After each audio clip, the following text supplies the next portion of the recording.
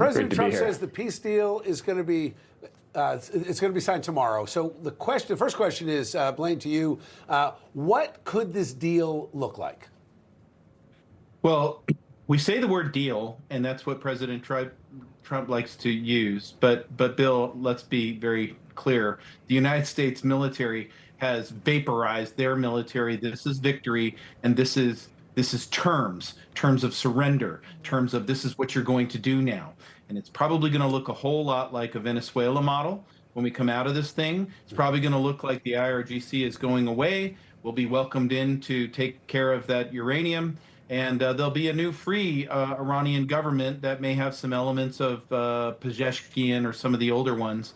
Now, does it happen tomorrow? I don't know, but you know the president has a flair for the dramatic, and tomorrow is Flag Day, his birthday, the UFC day. Why not have the end of the Iran wars? I mean, there are no coincidences here at all, Blaine. That's such a good point, too. I think it would be very much a signal to Iran and to the rest of the nation that we are taking this very seriously and moving forward. But, Christian, any nuclear talks between the U.S. and Iran will take place in the second phase of the deal. And the president says no nukes, of course, is his red line. So why was it not part of the first phase of the peace deal?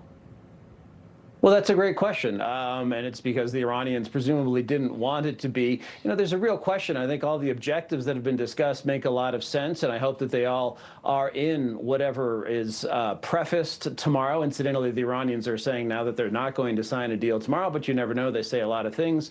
But the sticky issues of how the antecedents to a uranium bomb are removed from Iran, all of that seems to be left to a future phase.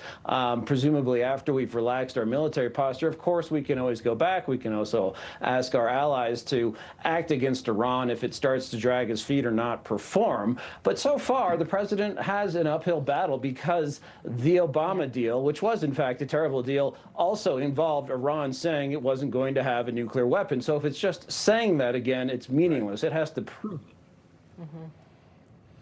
General, back to you on this, because something strikes me with that conversation. So let's say the deal happens, J.D. Vance flies out, we sign it. My question is, where does that leave us going forward in this sense? Who are we actually signing the deal with? I mean, what faction of the Revolutionary Guard is going to be in charge of this, putting down their arms? I mean, my concern is that you've got several different elements of this. Does this potentially leave Israel vulnerable? And can we achieve a lasting peace and a new free government in Tehran based on this? Yeah, until the IRGC is basically neutralized and the terror cells here in the United States are also neutralized, we're going to have a threat. But here's why I think that you're not going to see a nuclear deal until phase 2. It doesn't have a lot to do with the JCPOA or let the Iranians have some breathing room. It has a lot more to do with, while there is IRGC in the country, if any of those civilian leaders, which I believe will be the nucleus of the new leadership of Iran, so I'm talking about Aragachi, Pezeshkian, Gandabaf, they can't say we're going to give up nuclear weapons, because if they did, the IRGC would put bullets in their heads tonight.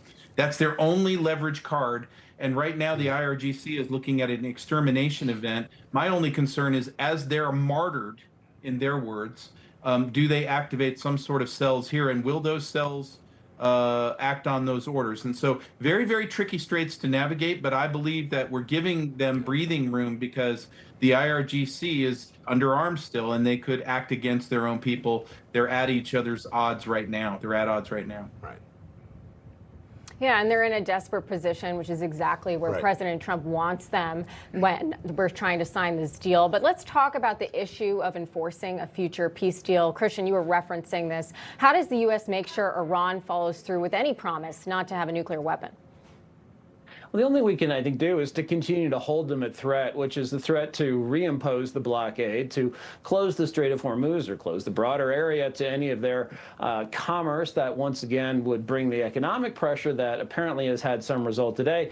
And then there are the more military, I mean, that would be a military act, but even more violent acts. The president prefaced and was apparently prepared to start striking Iran's energy infrastructure, including doing things like seizing Karg Island, perhaps some of the other geography off the Iranian coast. So we could threaten to do that again. That would, of course, sort of bring world attention, the focus back to Iran, increase gas prices. These are things that aren't cost-free to do, but are certainly within our means.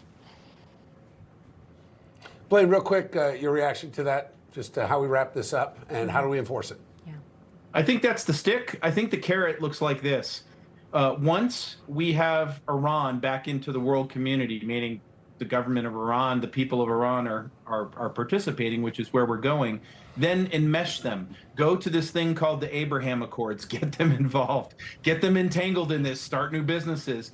Use the carrots and the president's preference for economic success as their big carrot to come back to a world. And do remember, the Shia and the Islamic Republic of Iran, only 7% of that population. They're going to go away.